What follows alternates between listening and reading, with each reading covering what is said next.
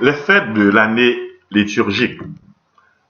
Saint Alphonse de Liguori, évêque, confesseur et docteur de l'Église, patron des moralistes et des confesseurs, fêté le 2 août.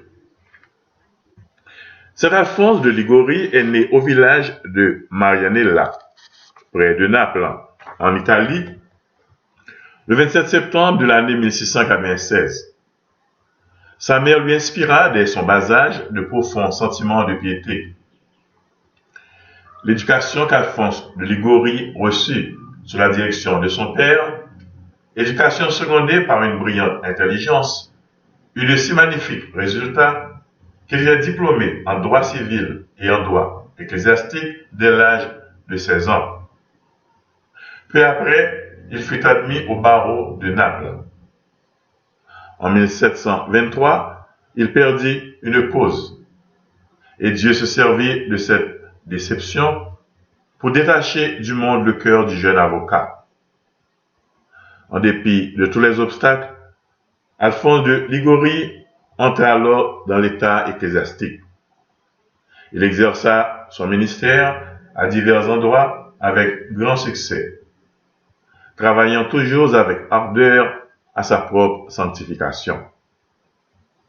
En l'année 1732, Dieu appela Alphonse de Liguori à fonder la congrégation du Très Saint Rédempteur, dans le but de travailler au salut des âmes les plus abandonnées.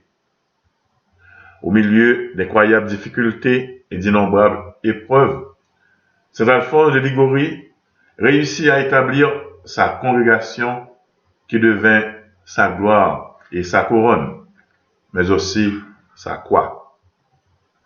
Le saint fondateur travailla sans cesse à l'œuvre des missions, jusqu'à ce que, vers l'année 1756, il fut nommé évêque de Sainte-Agathe, diocèse qu'il gouverna jusqu'en 1775, quand, brisé par l'âge et les infirmités, il démissionna pour se retirer au couvent de Pagani, où il mourut.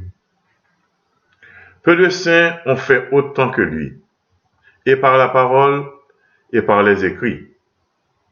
Saint Alphonse fut un auteur fécond et populaire, auteur dont les œuvres sont toujours d'actualité.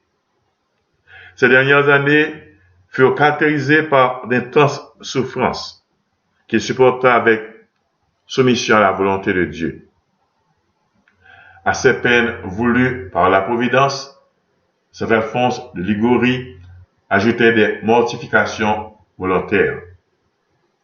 Sa bienheureuse mort arriva à Nocera de Pagani le 1er août de l'année 1787.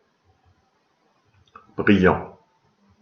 Ô Dieu qui avait enflammé le bienheureux Alphonse Marie, votre évêque et confesseur, du zèle du salut des âmes, et par lui avez enrichi votre Église d'une nouvelle famille, faites, nous vous en supplions, que ces salutaires conseils et la force de ces exemples nous enseignent et nous conduisent heureusement à vous. Amen.